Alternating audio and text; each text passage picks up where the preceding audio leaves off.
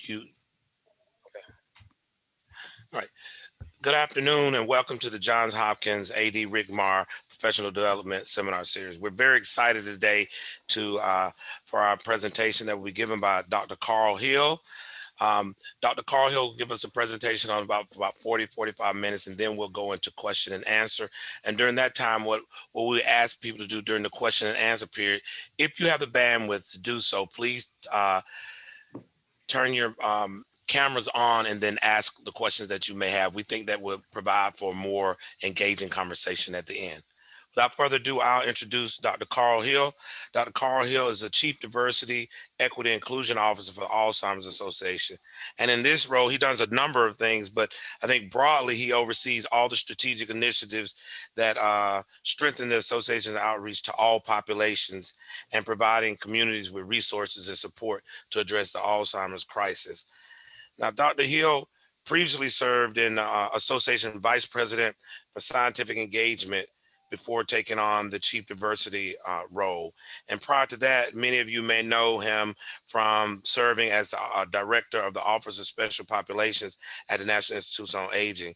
And in his time there, he led the development of the NIA Health Disparities Research Framework, which is widely cited and which stimulates studies that are focused on health disparities related to age. And he also directed the NIA Butler Williams Scholars Program. And this program provides yearly training for early career investigators interested in aging research. Finally, Dr. Hill comes to us by way of training. He has his doctorate degree from the University of Michigan School of Public Health, where he trained in the Center for Research on Ethnicity, Cultural Health, and the Program for Research on Black Americans. And he's also a proud alumnus of Morehouse School of Medicine. Without further ado, I'd like to introduce to you all Dr. Carl Hill. Oh, thanks so much there, Dr. Thorpe. And it's great to be here with you and Dr. Reebok and all of the participants. And so I will share my screen here. And let me see.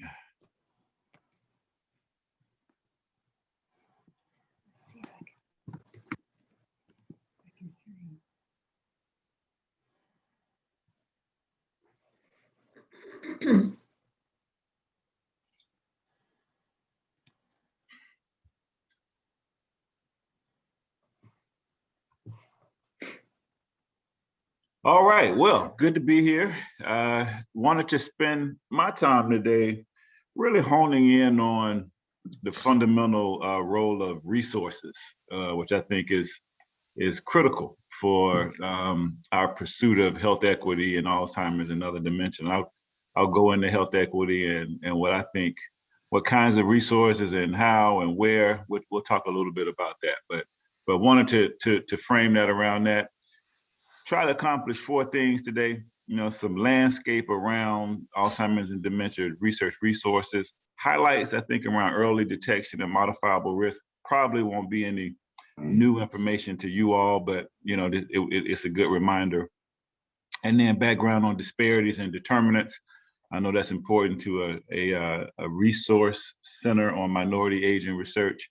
And then talk about how we all can be a part of the momentum for health equity. I'm going to go pretty fast on some slides here because I think this could be a reminder to many of you. So I'll be on the hop, as they say, you know, moving through pretty quickly through these slides. But I wanted to, before I got on that hop, to direct you to a special report that was a part of the Alzheimer's Association's Facts and Figures, annual Facts and Figures that comes out every year.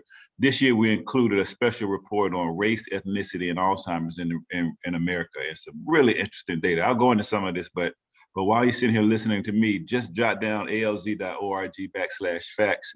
This is a tremendous tool for understanding perceptions of Alzheimer's and dementia care among non-white racial ethnic populations in America. So take a look at that one. It's really, really interesting. And I will say the Facts and Figures report, the Alzheimer's Association Facts and Figures report, really is the way that we're able to cite and acknowledge disparities in Alzheimer's and other dementia. So really important tool there. I'm with the Alzheimer's Association. This is a global association, organization working to advance care, support, and research across the world. I came from the National Institute on Aging in the way that Roland just mentioned, and I'd always seen this symbol. And it wasn't until I got here and I talked to my good buddy, former colleague, Dr. Keith Fargo, who said, well, this stands for how science translates into, and scientific findings translates into knowledge and education that people can use to protect their health, right? Or to protect the health of their loved ones. And so I'm really excited about it. I enjoyed my time at NIA, but this really is a chance to get into communities. We have chapters all over the country, one right there in Maryland. When I say right there in Maryland, I'm in Maryland myself today, but right here in Maryland, we have a chapter. I think my colleague Marlon is on from the chapter. So just a tremendous opportunity. I think the Alzheimer's Association is uniquely poised to stimulate research and to do the proper development so that we can get resources around care and support, the 10 warning signs, all kinds of important resources out to communities, particularly those communities that are disproportionately affected. I spoke of resources. I think it's fundamental. And when we look at funding, research funding for Alzheimer's and related dementia, we see this has gone from $448 million in 2011 at the NIH level to $3.1 billion this year, 2021. Much of that has been the product of the advocacy of the Alzheimer's Impact Movement, which is an arm of the Alzheimer's Association. But this just underscores where we are today. This is, I think I heard Dr. Eliezer Maslia, who's with the National Institute on Aging's Division of Neuroscience. I think he said this is the golden age of Alzheimer's and related dementia research. And so there are opportunities, there are resources abound to answer the most important questions, and that has been generated by advocates with the association and beyond.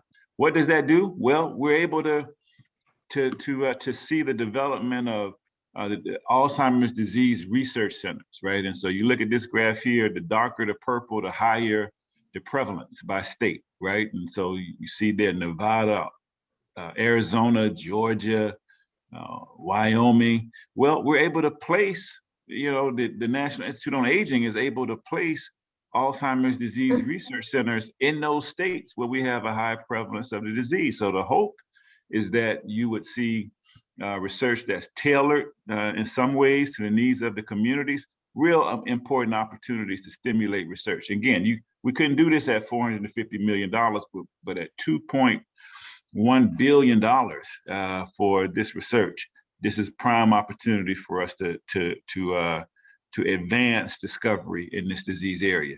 The Facts and Figures report really outlines that there are currently more than 6 million Americans aged 65 years and older living with Alzheimer's. This number is expected to increase to double by 2050. COVID-19 is hitting people with Alzheimer's hard. So we have 42,000 more deaths in 2020. That's a 16% increase. We know if this is a RCMAR, and I know that it is, we know that African Americans and Hispanics are also disproportionately affected by COVID-19. So you could only imagine the disparity that COVID is causing for Alzheimer's. And disease-related costs continue to rise. So Alzheimer's and other dementia cost the nation $355 billion in 2021, and that's up $50 billion from 2020.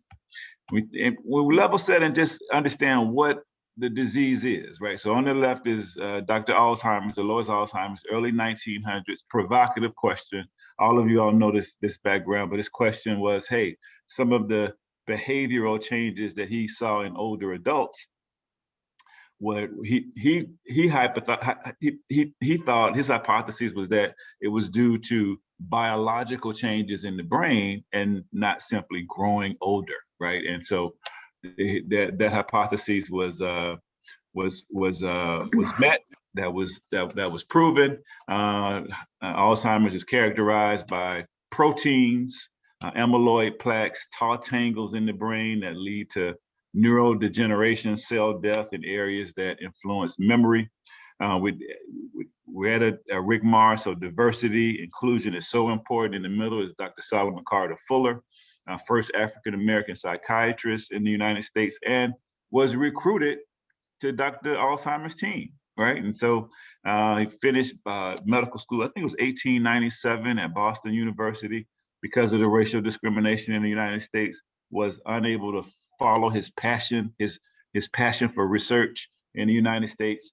He was relegated to doing autopsies. Yeah, but he got really good at doing those autopsies, and so good that Dr. Alzheimer's recruited him to his lab in Germany, and he was a part of the team with Frank Louis and other researchers that identified these proteins that we now know are hallmarks of Alzheimer's. So from the beginning, this research area has been about discovery, provocative questions, and inclusion, no matter what race, ethnicity, demographic group people represent. This has been about inclusion. So also, I think really important in this space is that we know that dementia is a continuum of cognitive impairment. Right now, right, I'll just pivot really quickly. Right now, FDA is considering a treatment, aducanumab, from the company Biogen, and that particular treatment is an antibody that reduces the reduces the amyloid in the brain, one of the hallmarks of the disease, right? And so this particular treatment has gone the farthest in over 10 years, right? So we've not seen a treatment go this far in clinical trials testing in over 10 years. And so we're waiting for the FDA to give us a decision. We hope for a rigorous review. We at the Alzheimer's Association advocate for its approval. If it can help anyone, we'd like for it to be made available. But we'll wait for the FDA to tell us about aducanumab. But we can't wait on providing people with information that they can use to reduce their risk. So knowing that dementia is a continuum, Alzheimer's and other dementia works along a continuum. There's some important opportunities for us. Mild cognitive impairment, this is when there's slight issues with memory. It's a known risk factor for dementia. Everyone who experiences dementia passes through MCI. So when you prevent new cases of MCI, you get a chance to reduce risk or prevent new cases of dementia. So this continuum really gives us hope. The Lancet Commission, International Commission on Dementia, in 2017 reported that 35% of global dementia may be preventable, right? So they're saying, okay, along this continuum, there's some things that people can do, right, to reduce their risk. And in the things that people could do were early life education, or hearing loss, or hypertension, obesity, smoking, depression, physical inactivity, social isolation, diabetes. So they're saying, hey, 65% of dementia is non-modifiable, right? So that's around some of the genetic risk that's at play. But 35% may be preventable. So that's really interesting. So these resources that have been made available by advocacy and funding researchers like the ones that are joining us today at Hopkins and Alzheimer's disease research centers around the country, or RCMARs, is really leading us to a belief that a future Alzheimer's therapy will include both lifestyle interventions and medicines, right? And so I'll go back here because I think education is an intriguing modifiable risk factor. One that when we think about disparities, may play a role. So put a pin in education. It's really interesting. So within this public health priority, there's no treatment. There's no treatment right now today for Alzheimer's or other dementia. It's a priority for everyone. Among this public health priority, there are groups that are disproportionately affected. So they have to be the ultimate priority. You would imagine, so almost 2/3 of Americans with Alzheimer's are women. right? So we have really got to pay close attention to caregivers who primarily are also women, but women are disproportionately affected by Alzheimer's or another dementia. And older Black and Hispanic Americans are disproportionately more likely to have Alzheimer's or another dementia, right? So there is a ethnic disparity here that we've got to pay very close attention to. Now, when we think about Alzheimer's, health disparities and Alzheimer's, you would imagine socioeconomic characteristics, education. There's that domain again, poverty, stress, all of this health disparities. Researchers like Dr. Roland Thorpe or George Reebok, they know that these pathways include SES and stress and coping. So think of that. More than 11 million Americans, our facts and figures report this year, reported that more than 11 million Americans provide unpaid care for Alzheimer's or another dementia. I think caregivers are doing a heroic job in this area. Their health disparities population in themselves. We should study the health of those that are doing all they can to provide care to their loved ones, family member, person that they're taking care of. And also Hispanic Latinos are almost 2 times more likely, but just making the case that this is important. Now, we had a wonderful Alzheimer's Association International Conference in 2020, this past summer. And because of COVID-19, we had to pivot to a virtual reality, and our chief science officer, Dr. Maria Carrillo, and her team really developed just a wonderful platform for researchers to come together and to share their research. And so one of these researchers, took a look at the relationship between ApoE4, which is the known genetic kind of predictor for risk, primarily among white European descended populations, and assess whether it created the same risk for Hispanic Latinos, and found that this may not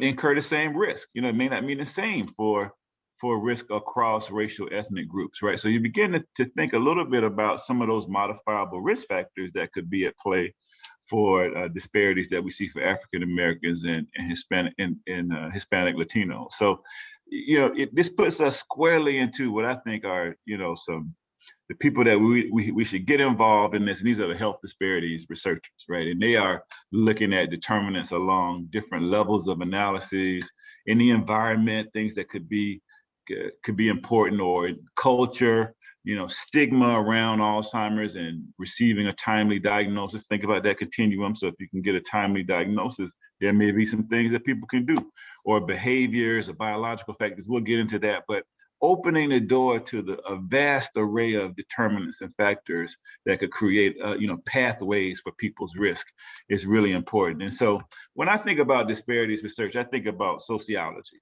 and I think about the ways that we view our schools of thought of how we view population level differences. And so I'm sure all of you remember your sociology, intro to sociology class in college. Max Weber really had honed in on, the ways of life of people, kind of their values and their morals, the things that they regarded as important, and their daily routines as being really important for understanding, how populations maybe lived a good life or not, right? So Max Weber he came to be recognized as a founding philosopher for the field of sociology, really championed, lifestyle. And there was some discussion at our virtual AAIC this year around body mass index. I hear BMI, I think of diet and physical activity, things that people can do or not, right, to maintain or moderate their BMI, right? And so, one researcher came to AIC and shared results that higher body mass index, BMI, between the ages of 20 and 49 may be, early days for this research, but may be associated with higher late life dementia risk, right? And so this begs us to think about, this notion of what we're learning. what is good for the heart is good for the brain, right? So that there's a way to think about that. And with vascular dementia, right? So I mentioned Alzheimer's, plaques and tangles in areas of the brain that influence memory, neurodegeneration. Vascular dementia occurs when key parts of the brain don't get the blood, the high quality blood that it should, right? And this could be affected by these vascular outcomes that occur earlier along the life course. More research needs to be done here, but really, really interesting. But we know the Sprint Mind study, landmark study, first study that happened in 2019, reported in 2019, to demonstrate a reduction of new cases of cognitive impairment. Remember we talked about that continuum, right? So treating blood pressure to 120 systolic, aggressive treatment, right? Seeing a doctor and really influencing that lifestyle, reduce mild cognitive impairment by 19%, dementia by 17%, and combined in that continuum by 15%. So again, there's some things that people can do, right? There's some lifestyle factors that people can do. When we think of that recipe, the Alzheimer's Association is leading the U.S. pointer trial because we would like to know what that recipe is. So we're right now recruiting for participants and sites all around the country to help us understand,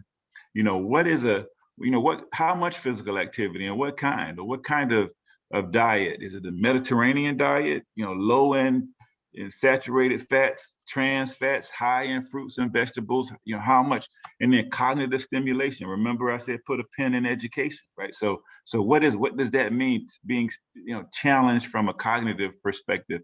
And then health coaching, which I think is important, social support, right? So one group gets we made this slide really easy, but one group gets the intervention, the other kind of gets a self-guided part of the intervention. And we'll see what that recipe looks like moving forward. So I think this is important from Vibra's perspective, that there's some things that you can do to reduce your risk, especially regarding cardiovascular disease risk factors, that immediate opportunity with life-changing potential. Now, if you remember that sociology class, intro, there was also Emil Durkheim, and so, a little different, quite different from what Weber had to say. He said, well, collective activity cannot be encouraged beyond a point set by the condition of the social or the society, So he's basically saying there's a relational aspect to how people live the good life or live longer or have access to certain resources. Sometimes it's where you live. If you're closer to the, being real crude about it, you're closer to the river, you have more opportunity to have benefits from the river, right? So it's basically saying there's a relational way in the sense of how people, it's not just morals and values and the ways that people live, but there's some social factors that are so critical and key. And so, we put a pin in education, and education has been a strong determinant or factor that has been assessed when looking at cognitive impairment and dementia. As you all know, higher education typically measured crudely by years. So as education goes up, health should go up as well. Or as education goes up, risk for cognitive impairment or dementia should go down. And that's primarily because of maybe access to important networks or more income and resources because of the years of education. So much that education can influence, and that's been a part of this. One of my colleagues who was actually a RCMAR participant, I think at Columbia many years ago, took a look at social class. You all know that SES is a composite measure, and just found that higher, being in a higher SES group for her study showed that that particular group was able to stay dementia-free the longest, right? So again, it says something about what Durkheim said. The social organism is being a part of certain classes or having an occupational status or having income, right? Something, access to healthcare, quality healthcare that helps you, right? Could potentially keep you dementia-free longer when compared to those who don't have those same resources. Really interesting. And so then we go back to the Lancet Commission. Remember, they came with those 9 modifiable risk factors in 2017. Well, they came back to our virtual AAIC that happened this year, and they added 3 additional modifiable risk factors, right, to the 9 that they posed in 2017. So they said air pollution. So wow, where you live, right, could have an effect on risk, could impact your risk for Alzheimer's or dementia later in life. Really interesting, right? So and we know that the groups that are the communities that are disproportionately affected, African Americans, Hispanic, Latinos, Native Americans, the literature already says that they're more likely to live in places where there's a higher risk of being exposed to toxins in the environment via air pollution. That's already an established literature. That's out there. Traumatic brain injury. When I think of that, I think of choices for occupation, or having being in an accident, and then excessive alcohol use. Yeah, so you can look at that from Weber's perspective. Some people just maybe abuse alcohol on their own decision because they like to. But I think about COVID-19 and how people are sustaining. That the data says that people are drinking more because they're stressed. They're thinking about their work. They're thinking about being disconnected to family or their caregivers. So people turn to excessive alcohol use to cope with stress. Or they're just or they're just coping with all kinds of stresses in the environment, right? So really interesting to think about this from Durkheim's perspective, because there's social factors that could also be at play here.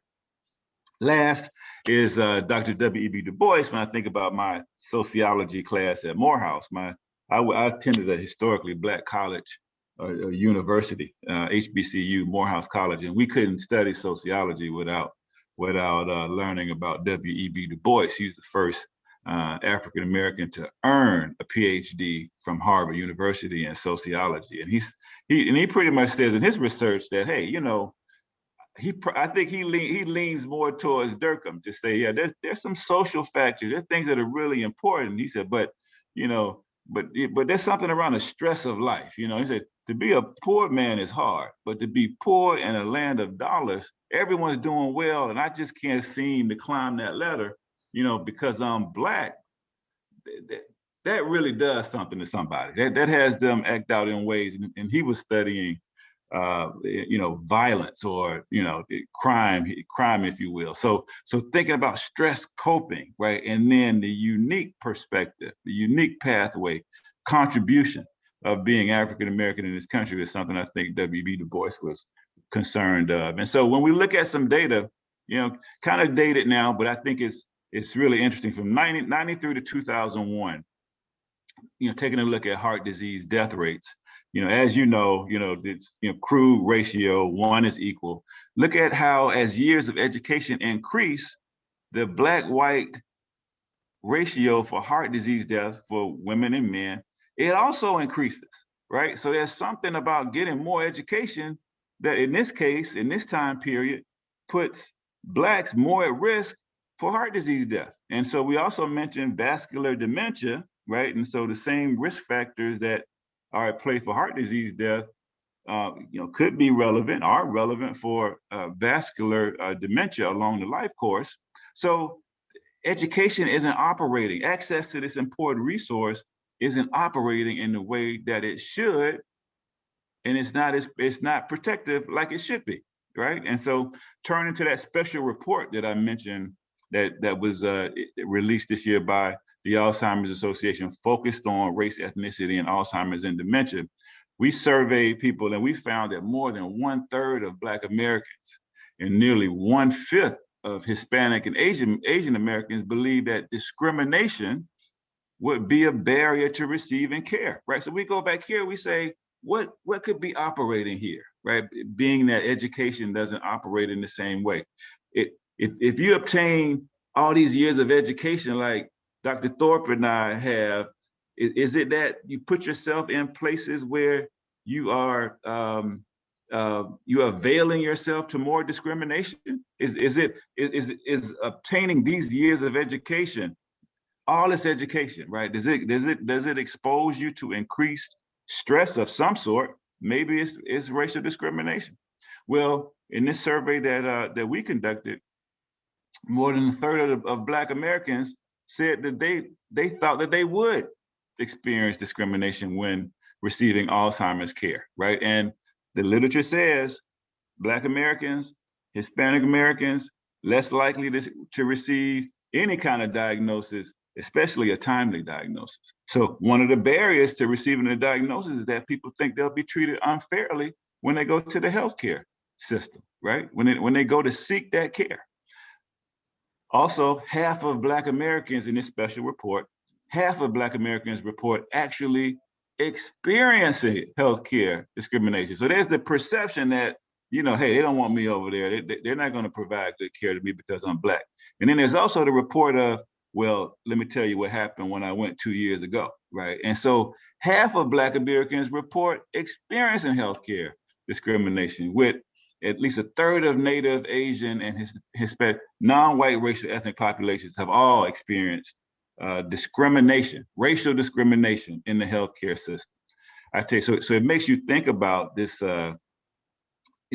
recipe of lifestyle, these health behaviors, right? And saying, hey, if we can give people education around what they should be doing to reduce their risk, there are some contextual factors that are really important, that people should think about, because people need the resources to be able to take advantage of the lifestyle or health behaviors that they may implement to reduce risk, right? And some of those factors are embedded in the Lancet Commission report, but there's a broader, contextual, array of factors that could be playing a role here.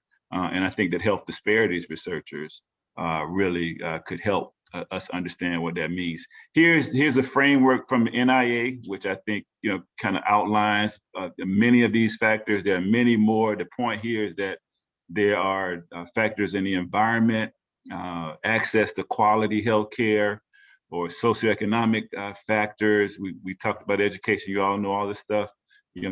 Political factors. Think about the political changes that have happened in the last 4 to 5 years, how that could impact the ways that people can access education, or the ways that they can access quality healthcare, the ways that they cope with stress, and the ways that may undermine their cardiovascular health, which over time may present risk for Alzheimer's or another dementia. So a number of factors that health disparities researchers could really help out in. And the question is what are the factors in the environment that link with culture, stigma, because I do think that Mac Weber's assertion is on it. There's some things that I want to be able to do to protect my health.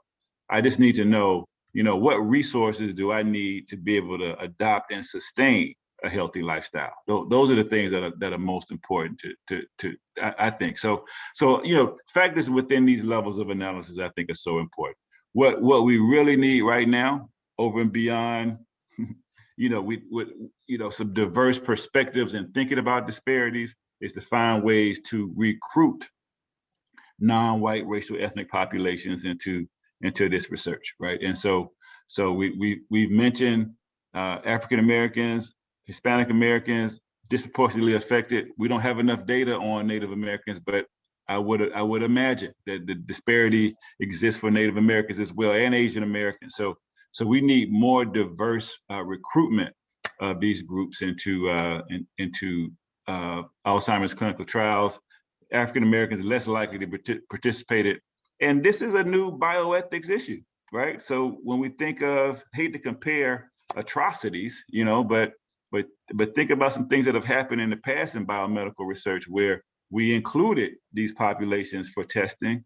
Now it seems like they're being excluded, and the treatments, this treatment that the FDA is considering, or these lifestyle interventions, we won't know if they are safe or effective in these disproportionately affected populations. And I think that would be a real bioethics issue. So in order to, from my perspective and from the Alzheimer's Association, the way we think of this is using some of those resources that we've advocated for and that we have within in our own ability to use is to really use resources so that we can pull researchers to use their training and creativity to find ways to recruit, right? I don't think these populations are hard to reach. I just think we haven't reached hard enough, right? So there are ways there are things that we can do. We can engage communities from a participatory perspective, really establishing connections or working with community-based organizations so that we can establish trust by becoming trustworthy. And that's the association, that's researchers.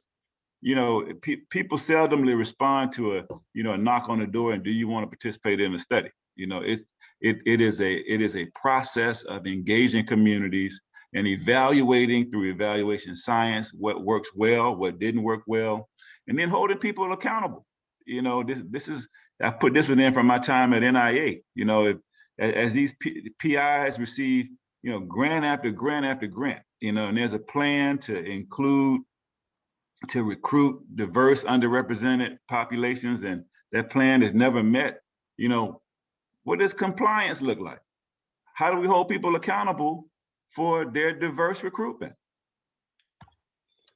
One great resource that we have at the Alzheimer's Association is TrialMatch, and this is an online free clinical studies matching service. Again, I think this kind of engagement, takes more than sending people to an app, but this is a resource that's so important. So as we develop these relationships with community-based organizations and we're talking to community groups about the importance of participating in a clinical trial, this is where we could go and see what the studies that are in a person's geographic area in hopes that they might sign up. So if you get a chance, just peruse alz.org/trial match. Great resource for finding those clinical trials that are listed in clinicaltrials.gov, but we put them here in this resource and allow for the user to generate their own customized list. Really important from that perspective. So in summary, I hope I made the case that the Alzheimer's Association is a global leader. We fund research, we advocate for resources for rigorous research, and we're doing what the things that we think are really important for addressing disparities, and that is, using partnerships and getting into communities so that we can understand how best to recruit these disproportionately affected populations into Alzheimer's and other dementia research. So hoping that I've made the case that we're a global leader in that regard. This is an exciting time in research. New tools for detection and diagnosis. I told you there's a treatment right now that the FDA is considering. First time a treatment has gone this far in over 10 years, right? And so that really is a testament to where this field has gone from 2011, $440 million to $3.1 billion in 2021. That means that there are a number of treatments and therapies under investigation, growing diversity of therapies that I mentioned. And then what we need are resources, more resources and innovation to find ways to best recruit diverse participation. Sustained engagement is so critical and important. And I think that is a real opportunity for us in this golden age of plentiful resources. How can we direct some of those resources to help us understand what people need, right? What all people need to reduce their risk, right? And so this is a new research is leading us to knowing that a future of therapy will include both modifiable risk factor interventions and certain medicines. And I just wanted to underscore here the importance of of resources. I mean, that's just a dramatic increase, right? And so it all leads to this race, that, if we're able to develop a treatment by 2025 that delays the onset of Alzheimer's by just 5 years, 5.7 million people expected to develop Alzheimer's in 2050 would not. And so, the take home is that everyone should have, a chance to be in that 5.7 million people, and if you've been following kind of the trajectory of this, the people that are disproportionately affected, African Americans, Hispanic Americans, less likely to be recruited into the clinical trials that are testing the treatments and interventions. They're testing the safety and efficacy of those treatments and interventions, right? So people most affected, not included in the trials, and then when they are recruited or they make it to the health care sector, which could include participating in a clinical trial, our special report shows that that they're faced with racial discrimination and bias and discrimination.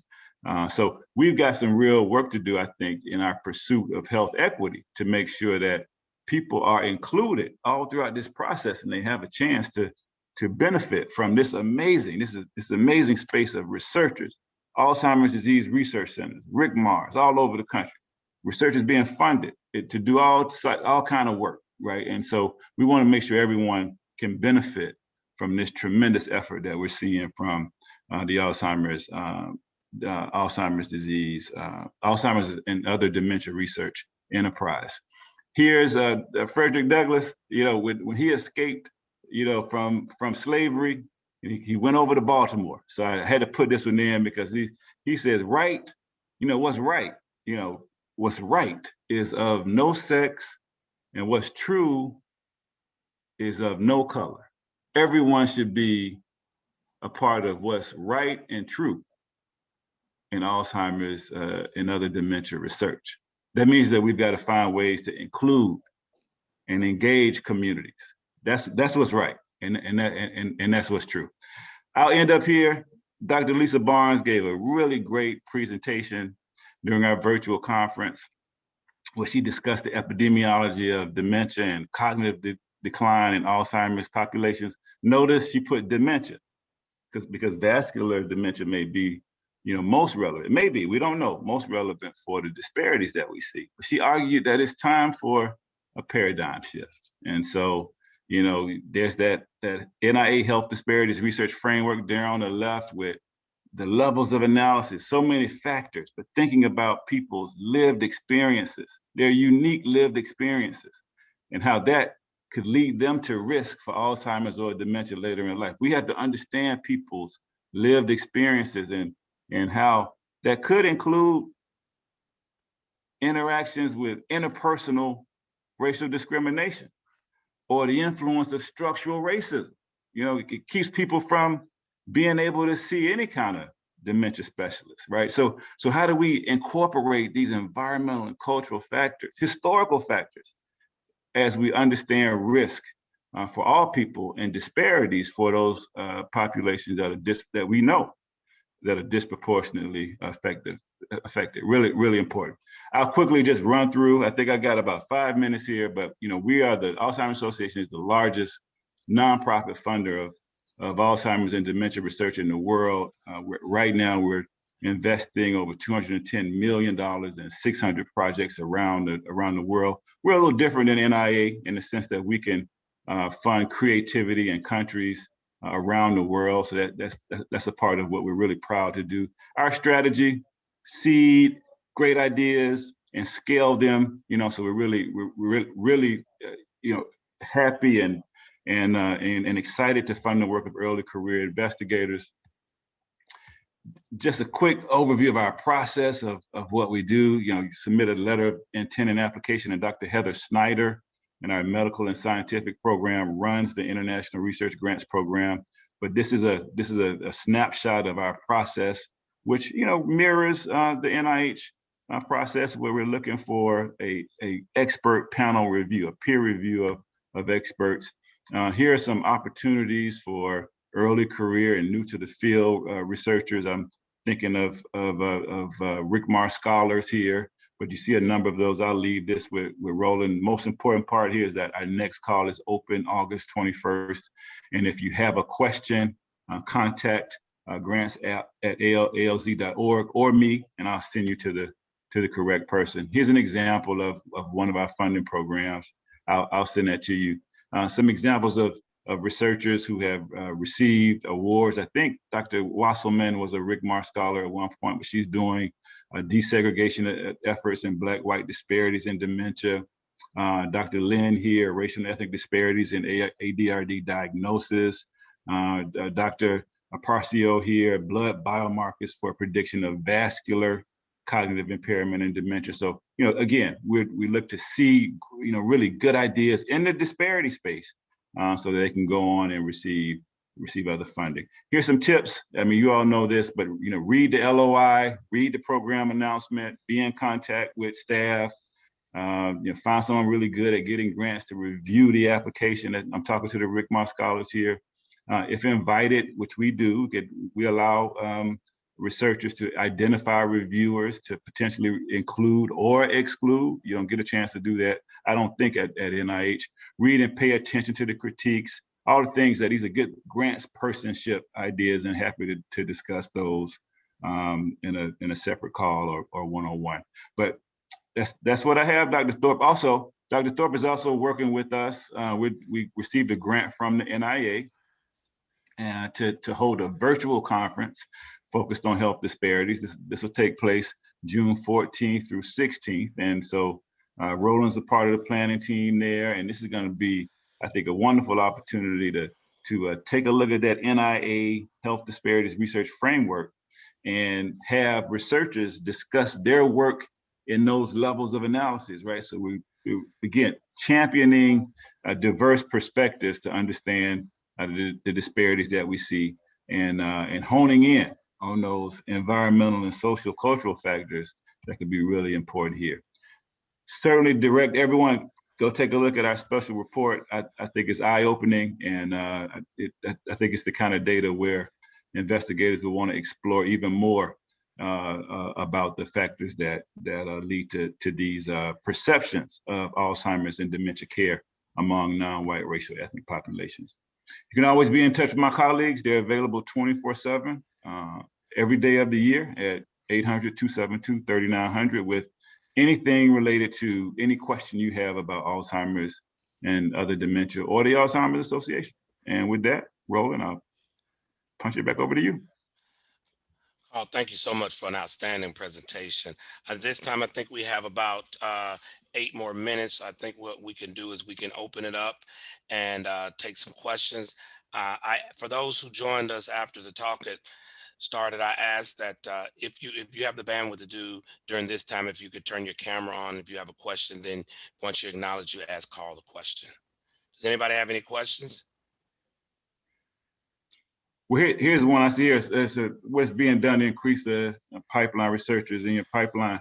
Yes, that's a really, really good question. And we just entered into a relationship collaboration with the Thurgood Marshall College Fund, and they advocate for, several HBCUs, the majority of the HBCUs. And so we're starting out with an internship where undergraduate students will get a chance to work with our chapters and to help us engage communities. So it's a bi-directional opportunity. We learn from their expertise, and they have a great opportunity to work with the Alzheimer's Association.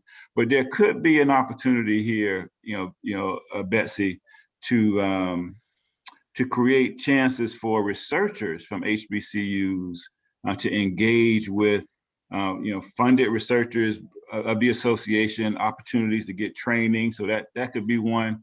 And then there are medical schools at HBCUs. There's Charles Drew in Los Angeles, Howard, Meharry, Morehouse School of Medicine.